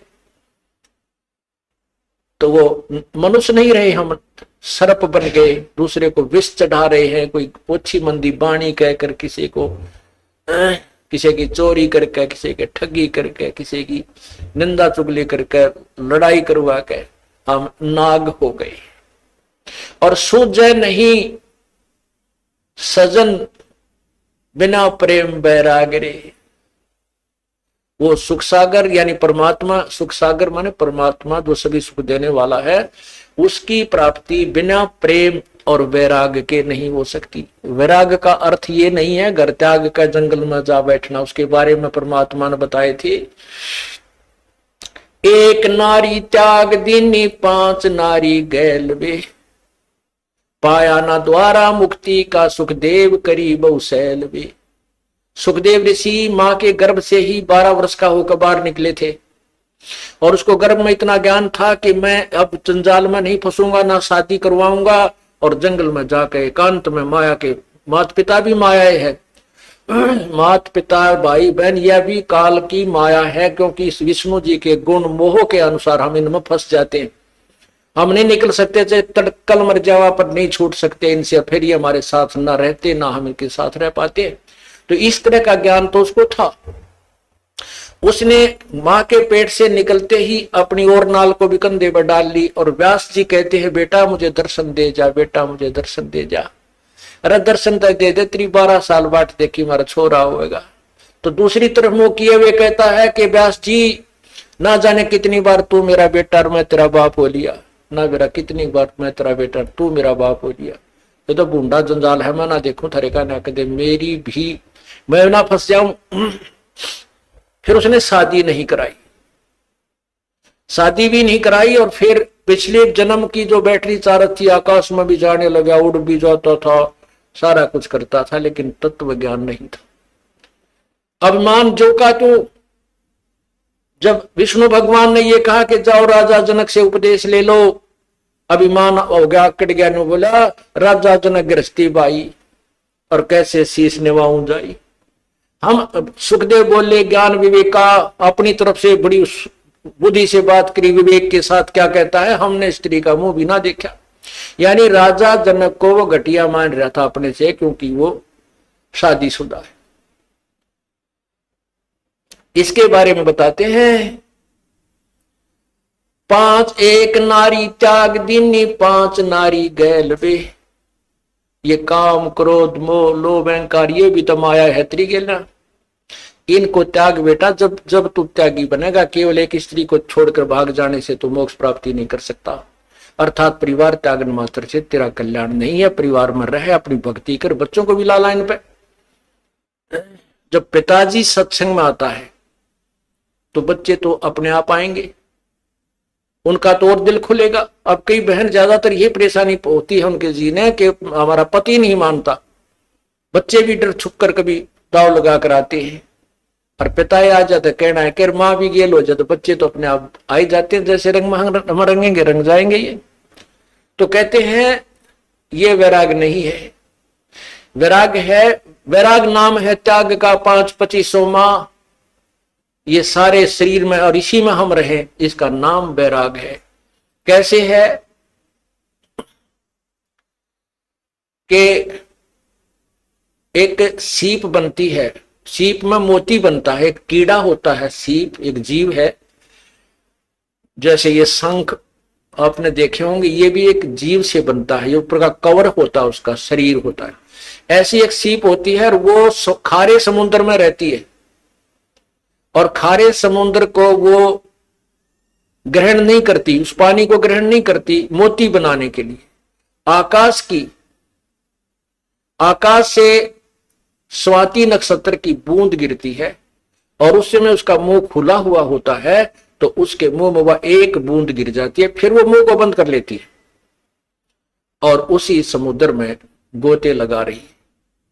तो इसी प्रकार जो संसार भगवान से दूर है वो खारा समुद्र है, और जो सीप यानी जो भक्त आत्मा परमात्मा का नाम लेकर अपना मुंह बंद कर लेती है, संसार की नहीं सुनती, उसकी बातों को अपने अंदर नहीं जाने देती, तो वो राम नाम का मोती बनाकर परिपक्व कर लेती है।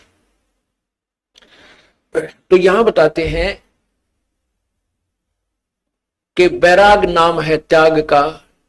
नो त्याग करना, किसी की सुननी है नहीं, कोई क्यों में बांटा, कहें जाओ भाई तुम अपने राजी हम और भक्ति करे, ये है त्याग वास्तव में। ना किसी का बुरा माने, कोई गलत कर रहा कह ले भाई तेरी इतनी सोच है, और अपने उद्देश्य से दूर ना हो, उसे वंचित ना हो। फिर क्या बताते हैं, परमात्मा के पाने की विधि। जैसे सूरज के आगे बदरा, ऐसे कर्म छयारे, प्रेम की पवन करे चत मंजन, जल के तेज नयारे। ओए होए, अब वही पॉइंट आ जाता है कि सूझे नहीं सजन सुख सागर, बिना प्रेम बैरागरी। जब तक हमारा प्यार हमारे हृदय में रोना अपने भगवान के प्रति नहीं जागता, तब तक हमारे बीच में कोई मैल शेष है।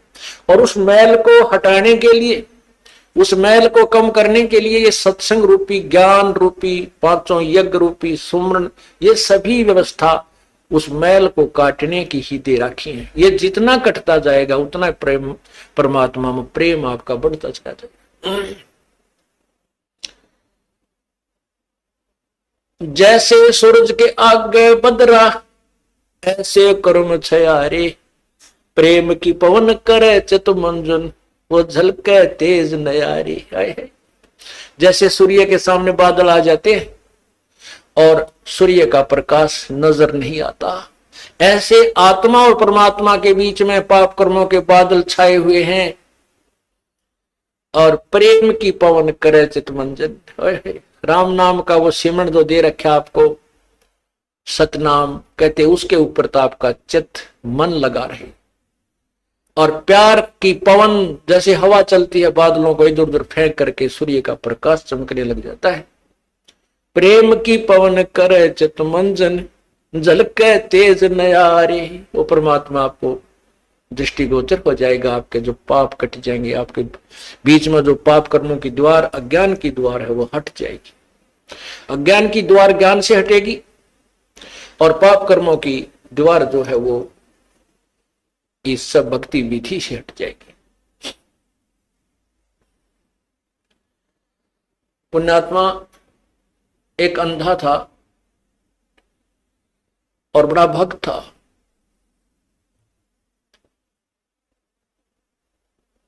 बड़ी साधना करा करता था। एक बार उसको दस्त लग गए, पेचिस लग गए, उसको लूज मोशन हो गए।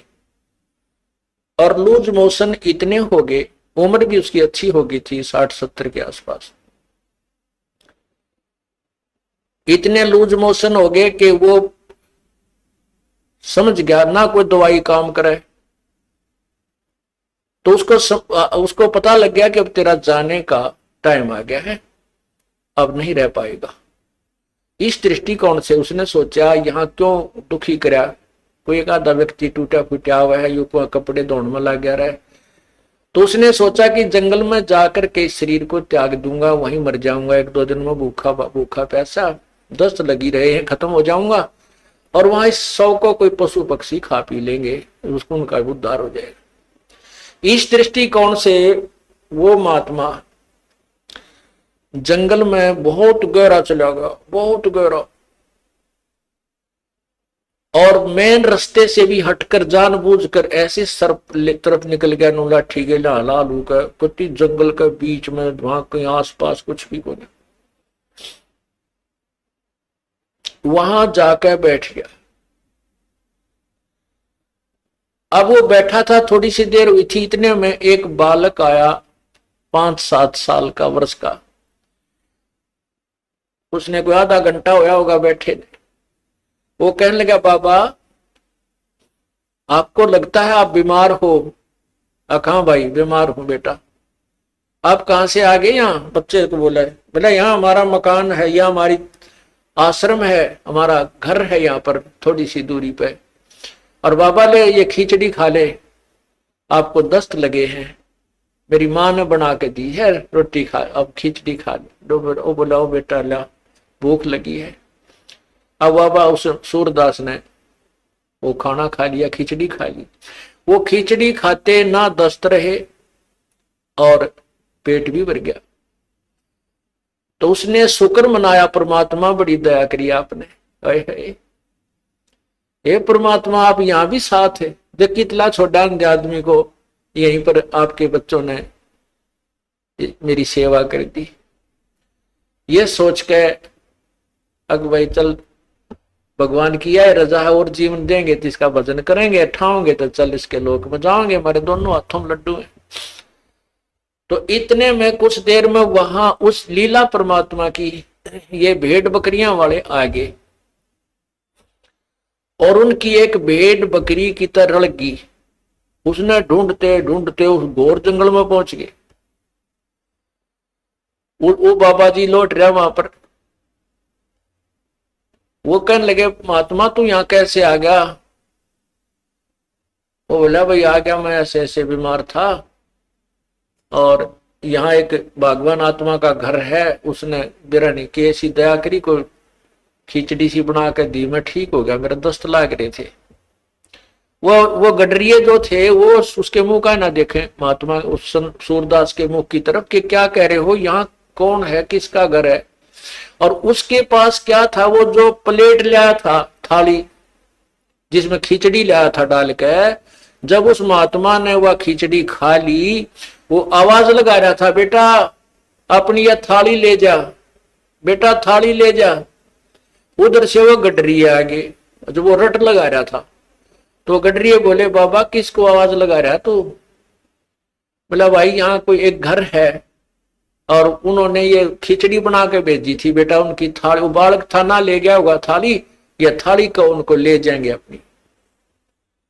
वो कहने लगे बाबा जी तू यहाँ कैसे आ गया ऐसे घोर जंगल में, यहाँ ना कोई घर है, यहाँ से 5-7 कोस तक तक कोई गांव भी कोई ना, तू घर की बात करे, यहाँ कोई घर नहीं है, ये थाली कहाँ से आ गई तेरे पास? ने बोला भाई मन ने बेरा है कितना आएगी, जब यार कोई है ही नहीं और कोई घर नहीं तो मौन साध गया। को हे भगवान, हे परमात्मा, आप यहां भी साथ। अब क्या होता है, वो बाबा जी उठकर चल पड़ा। अक भाई चले, जहां ले जाएगा वहीं चलते। अब चलते चलते वो जा रहा था कि आगे एकदम गड्ढा था। वो गड्ढा ऐसे स्टाइल में था जय वो स्पीड उसकी इतनी थी बाबा जी की कि वो लाठी थोड़ी टेका था, कदम गड़े रहा था। इसी उमंग सी हो रही थी, कोई है भगवान आज मेरा जीवन दान कर दिया भगवान, इस उमंग में चल रहा था। तो ज्यों ही वो गड्ढे में गिरने को हुआ तभी एक व्यक्ति ने उसका हाथ पकड़ के और उल्टा ले लिया। ने बोला बाबा आगे इतना जबरदस्त गड्ढा है, तुम गिर के मर जाता, वापस हो ले, ये रास्ता ठीक नहीं। तो उस संत ने उसके बचाने वाले का पैर पकड़ लिया, नो का नो नीचे एकदम पैरा में गट गया। नो बोला परमात्मा जब तक निकल गए थे मेरे हाथ से, आज नहीं छोड़ू तेरे, जब तुम वो पहचान नहीं सका आपको आज नहीं छोड़ू, मन मत बकावे। नो बोला बाबा क्यों मेरे घर पड़ गया, मैं तो एक राह चलता आदमी हूं और ये तो सूत बैठ गया, तू मर रहा हो, मैं भगवान ने भेज दिया यहाँ तेरे को बचाने के लिए। नो बोला ना, एक बार धोखा खास गया सूरदास, दूसरी बार नहीं। और फिर उसने छुटा लिया वो पैर हाथ। नो बोला छोड़, तू मेरे गले पड़ गया। जब वो कहता है, कहने लगा कोई बात नहीं, तू सारी सृष्टि का मालिक है और मैं बोधा जी तेरा मेरा के मुकाबला है कि मैं तुझे पकड़ सकूं, लेकिन सूरदास के दिल से निकल जा जब देखूं किसा बलवान तू। नो बोला हीना जान के कमजोर निर्बल जानो और पैर छुटा गया है, अति बलवान तू है, सर्वशक्तिमान तू, लेकिन सूरदास के दिल से निकल जा जब जानू किसा बलवान तू। कहते हैं उसी समय उसके दिव्य भी वो दृष्टि भी खुल गई और भगवान ने सामने दर्शन दिए, जिस भी रूप में वो पूजा कर रहा था। अब देखो पुण्यात्माओं, परमात्मा पूर्ण ब्रह्म कबीर परमेश्वर इस भक्ति काल तक इस जीव को लाने के लिए, भक्ति की आस्था बनाए रखने के लिए सोचल छिद्र करता है। नरसिंह जी का भात किसने भरा था, नरसिंह जी की हुंडी किसने ली थी, ये तो तत्व ज्ञान सुन जाओगा इस अंधेरे ने। ये पूर्ण परमात्मा जो तीनों लोकों में प्रवेश करके सबका धारण पोषण करता है, यानी सबकी व्यवस्था, सबको जो भी जैसा कर्म करता है उसके फल आधार पर वो परमात्मा आकर के भक्ति लाभ देता है। तो पूर्ण परमात्मा आए और फिर उसको कहा बेटा ये भक्ति कर, ये भगवान है, ऐसा नाम जप। और फिर ये कहा कि मैं तो उसका भेजा हुआ हूं, तू नाम जाप कर, नाम से मोक्ष होगा। तो पुण्यात्माओं कहते हैं जब उसमें प्यार आया, जब फूट फूट कर रोने लगा सूरदास, बुरी तरह तरफने लगा, जो परमात्मा प्रकट हो गए, उसके नेत्र भी दे दिए और सामने दर्शन भी दिए। जैसे सूरज के आगे बदरा ऐसे करुण छयारे, प्रेम की पवन करे चित मंजन वो झलके तेज नयारे।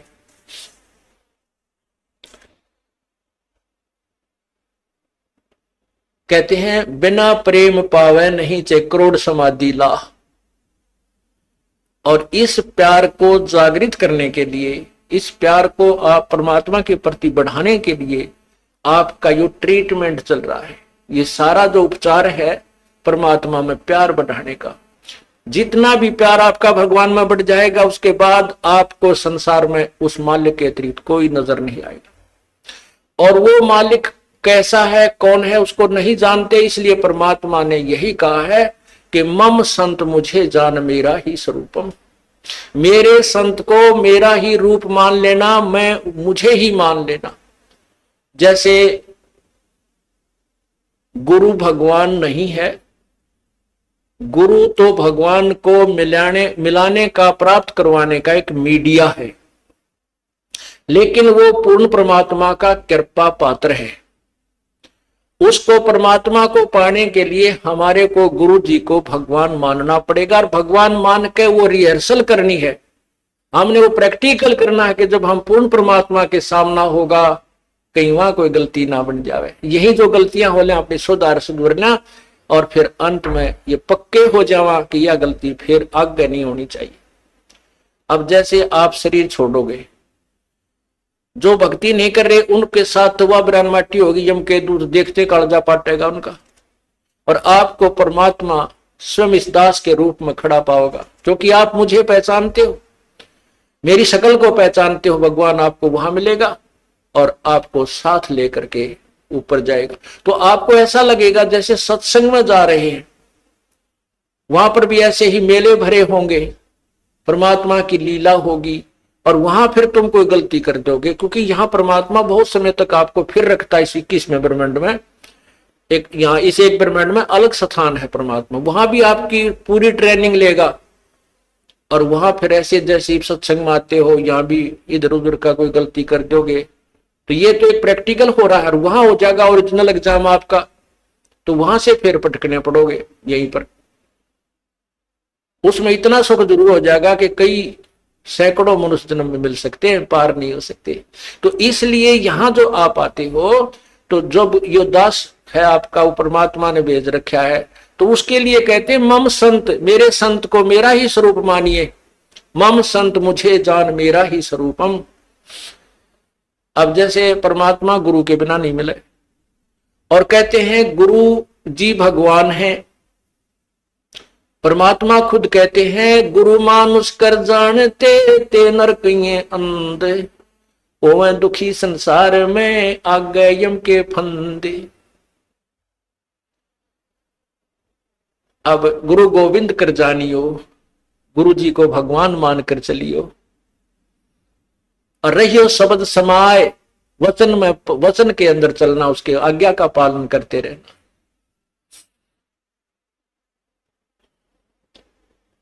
गुरु की आज्ञा आवही, गुरु की आज्ञा जाव, कह कबीर सो संत है आवागमन साय।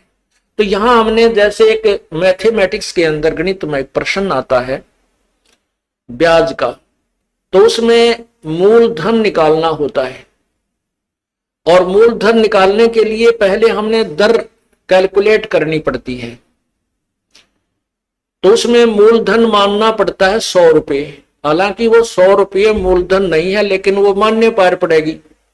वो करोड़ों की अमाउंट का जो मूलधन, वास्तविक जो धन है हमारा, वो 100 रुपये मूलधन मानकर ही हम उसको प्राप्त कर सकते हैं, और कोई तरीका नहीं।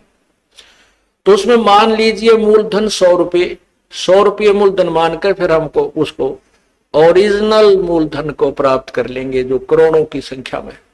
तो वो परमात्मा को पाने के लिए गुरुजी उस परमात्मा जैसे परमात्मा नहीं है, लेकिन आपने परमात्मा मानना पड़ेगा, ताकि आपकी रिहर्सल ठीक चले जा, ताकि आप ये सोचो कि जब भगवान के सामने हम जाएंगे, जिसके इतने गुण सुनते हैं, और उस परमात्मा से हम मिलना चाहते हैं, वह हमारा कैसा शिष्टाचार हो, कैसा बोलना चालना हो, कैसा व्यवहार हो, कैसा उमंग हो। अगरीब कबीर साहब आपके सामने आ जाए, आपने इतना गुण सुन रखा है, तो एक दूसरे के ऊपर का पड़ के उनके चरणों ने छुआ है, और मतलब नु सोचा जानो मेरी बारी कब आवे। ऐसा शिष्टाचार नहीं, एक दूसरे के ऊपर नहीं गिरना, मतलब एक दूसरे से आगे पहुंचने की होड़ लगे, और नहीं तो दूर से नोडी ठाठा के देखें वह खड़े भगवान, वह खड़े भगवान। और यही उमंग आपकी इस दास को जब देखें, ये आप पर बन जाएगी। यू ज्ञान ऐसा है कि आपको फिर कुछ भी दिखाई नहीं देगा, यू दास दिखाई देगा, और तब आपका प्रेम परमात्मा में दृढ़ बन जाएगा। आपकी यहां जो भी है, ठीक है, संतान संपत्ति जो भी है वो आपको अस्थायी नजर आएगी, और हम यहां अपना कर्तव्य करने आए हैं, ये भी पूरा करना है।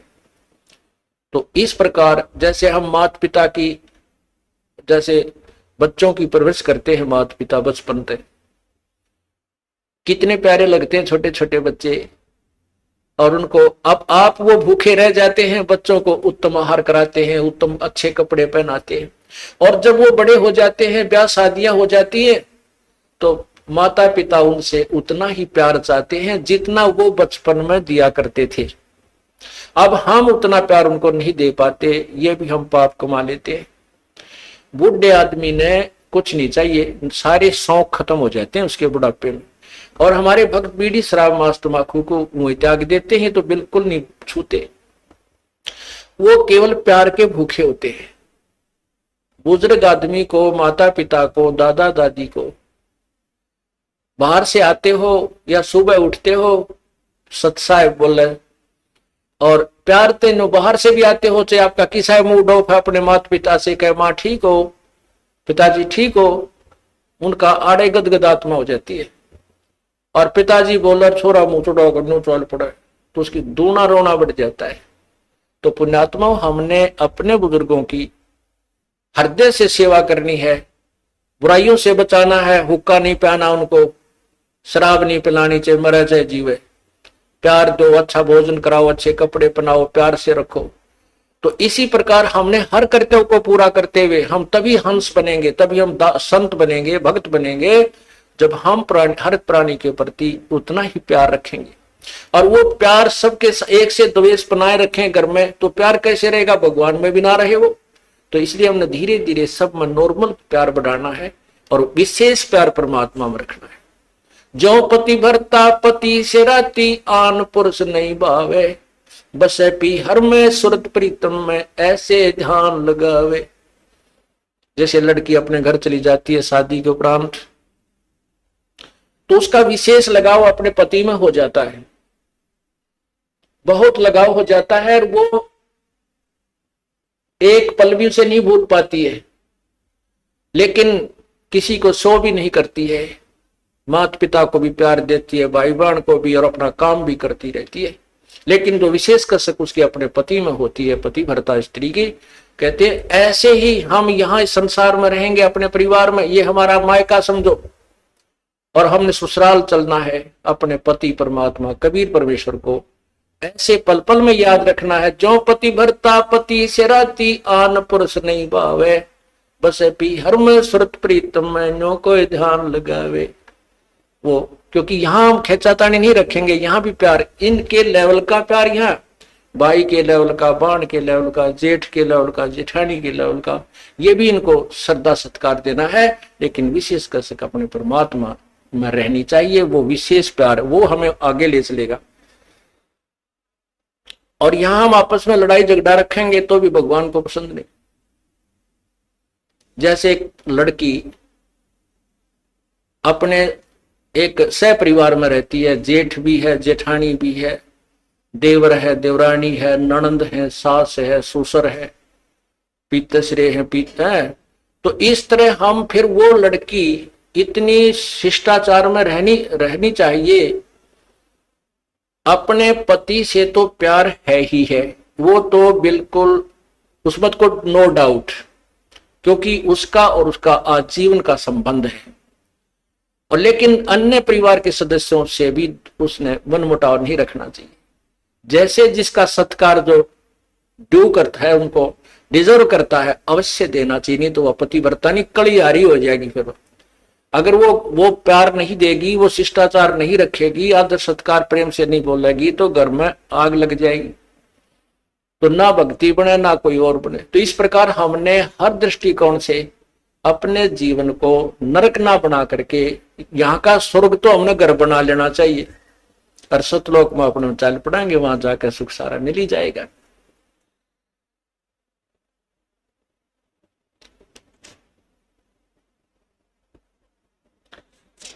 इस प्रकार हमने अपने इस जीवन को सुचारू करना है और परमात्मा प्राप्ति करनी है।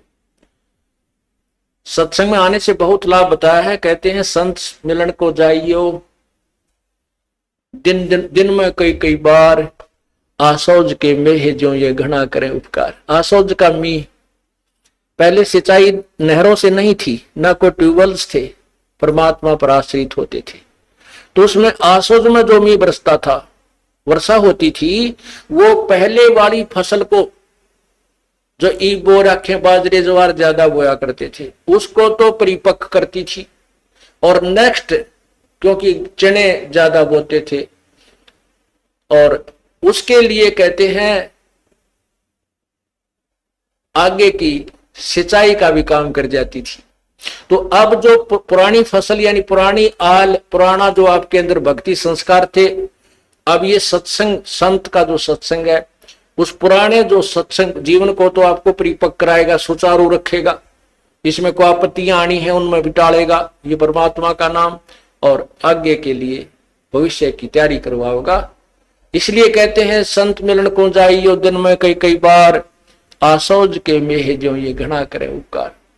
तो पुण्यात्मा सत्संग आने से आपका उद्धार होगा। आप भी आवे और भी जहां तक पार बसाओ सबको समझाने की चेष्टा करें, और सच्चाई से परिचित कराना हमारा फर्ज बनता है। हम किसी के मित्र हैं और उस मित्र को इस मार्ग पर नहीं ला सकते हैं, तो उस मित्र से मित्रता मत रखिए। वो मित्र तेरी जान का झाड़ बन जाएगा और आपको ले डूबेगा। ऐसे बहुत से भक्त हमें मिले, फिर वो आखिर में उन्होंने ये बात स्वीकार करनी पड़ी, या तो मित्र ही भक्त बन गया ना, नहीं, वो मित्रता नहीं रही, औपचारिकता रहेगी, हृदय से मित्रता नहीं रही। अब मित्र तो हमारा एक ही है, कबीर परमात्मा।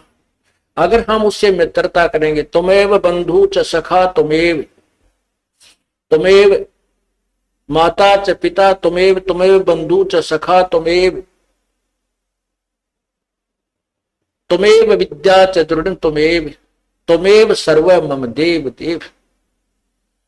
तू ही सखा यानी मित्र है, बंधु हमारा भाई बंध, वास्तव में परमात्मा ही हमारे सब नातों में फिट है, बाकी यहाँ के नाते वो अपने स्थान पर। इसलिए परमात्मा की भक्ति करो और सच्चे लगन से और ज्यादा से ज्यादा परमात्मा के चरणों में आया करो।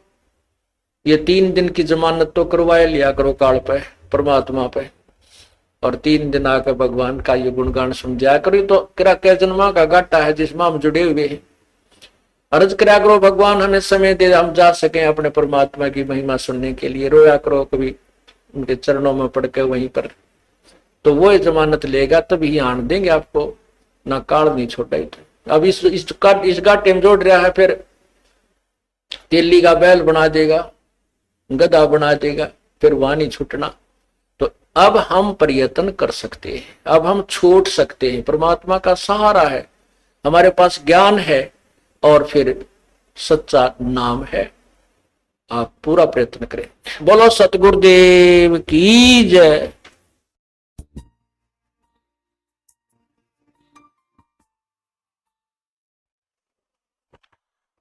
कर जोनू विनती करूं, धरूं चरण पर शीश, गुरु राम देवानंद जी महाराज ने दियो नाम बख्शीश। कोटि कोटि सिजदा करूं, कोटि कोटि प्रणाम, चरण कमल में राखियो, मैं बंदी जाम गुलाम।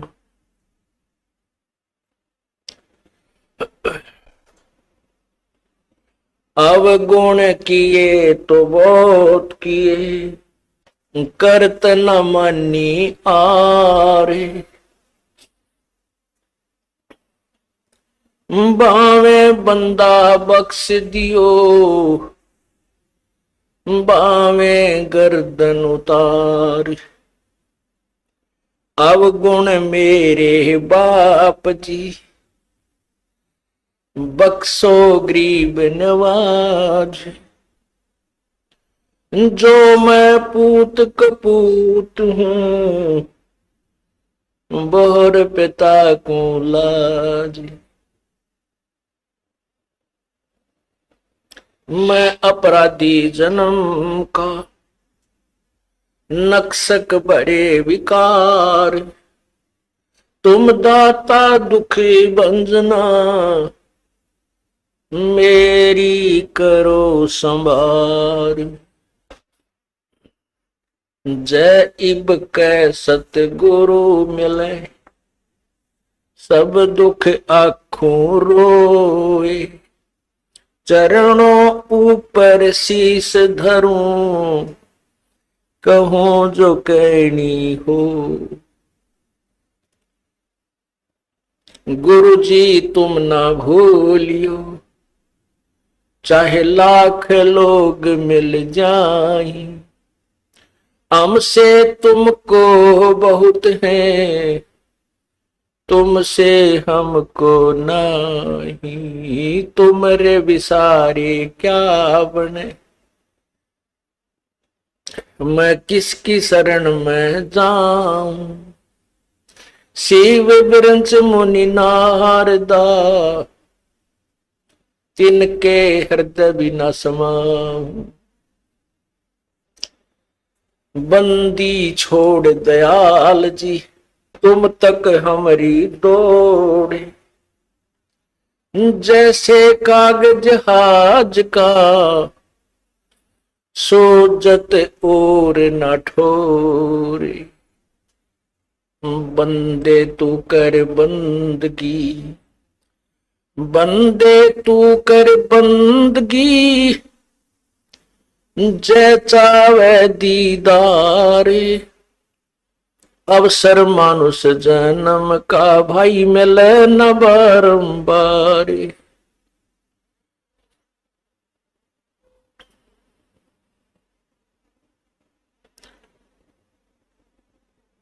मानुष जन्म पाके, जो नहीं रटे हरि नाम, भाई जैसे कुआ जल बिना फिर, वो बनवाया क्या काम।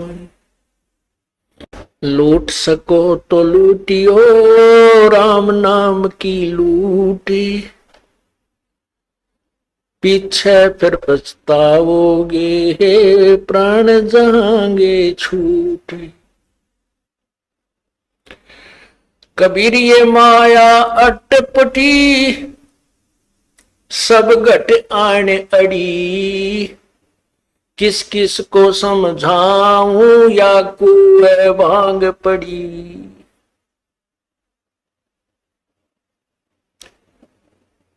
राम नाम कड़वा लागे, ये मीठे लागे दाम, दुविधा में दोनों गए, भाई माया मिली ना राम।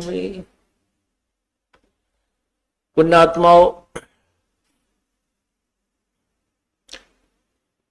इस कालबली ने हमारे साथ पग पग पर धोखा किया है, और ये कालबली का एजेंट ये मन है। ये मन इस प्राणी को अच्छे काम की तरफ नहीं लगने देता, और जो इसके भविष्य में यानी आत्म कल्याण का जो मार्ग है, उसमें तो ये विशेषकर ही नहीं लगने देता। जिस कारण से इसका स्वार्थ है कि ये जो भी भक्त है, मनुष्य ये प्राणी है, जब इनको मनुष्य शरीर प्राप्त होता है,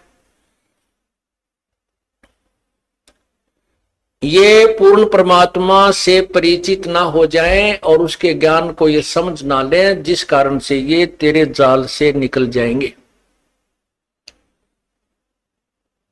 और तेरा ये संसार उजड़ जाएगा। क्योंकि काल भगवान को 1,00,000 मानव शरीरधारी प्राणियों के सूक्ष्म शरीर में पूरे जीवन में जो वासना वो इकट्ठी करते हैं, उसको तपतशिला पर भून कर, उनको तल कर, वो वासना निकाल कर अपना आहार करता है, आनंद मनाता है। या किसी का बेटा मरता है, किसी की बेटी मरती है, किसी के माता पिता मर जाते हैं, किसी के रिश्तेदारों की मृत्यु होती है, और वो आनंद मनाता है। इसलिए ये काल भगवान इस जीव को अच्छे रास्ते पर नहीं लगने देता। अब हम अपने इस भक्ति मार्ग को ना पहचान कर जो पहले कर्म करते थे, भले ही हम बहुत अच्छे काम भी करने की चेष्टा करते थे, भाई किसी की आत्मा ना दुखाएं, ऐसी भी पुण्यात्मा बहुत है जो बीड़ी शराब मांस तंबाकू को नहीं छूती और ना उनकी नीयत किसी का बुरा करने की है। ऐसी भी कोई पिछले संस्कार ही उन पुण्यात्माओं के हैं, लेकिन फिर भी भगवान की तरफ आस्था नहीं है, परमात्मा की तरफ रुचि नहीं है। स्वाभाविक जैसे कोई 6 महीने में 1 वर्ष में कोई अपना जैसे परंपरागत पूजा है, वहां घर का एक सदस्य जाकर सारे का काम सबकी मन्नत मांग आता है और उसी को हम भक्ति मानते हैं, उसी से हम अपना आध्यात्मिक कर्म पूरा मान लेते हैं। उसके बारे में परमात्मा बताते हैं, जिन हृदय सा सोमरिया ताको तैसा लाभ, भाई ओसा प्यास न भागे ही जब तक धसे न आब। जो ये यथार्थ भक्ति मार्ग को ना समझकर साधना हम किया करते थे, लोक वेद के आधार पर जो साधना करते थे, वो पूजाएं तो ऐसी थी जैसे ओस चाट रहे हों। ओस के चाटने से प्यास नहीं बुझती, प्यास बुझेगी गट गट 2 गिलास ठंडे पानी के पिए जाएंगे। इसका उदाहरण ये है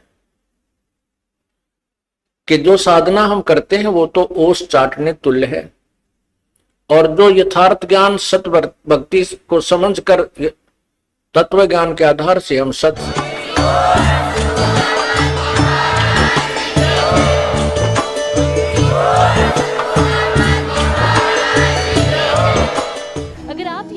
YouTube पर देख रहे हैं तो हमारे चैनल को सब्सक्राइब करें और बेल आइकन को दबाना ना भूलें। अगर आप Facebook पर ये वीडियो देख रहे हैं तो हमारे पेज को लाइक करें।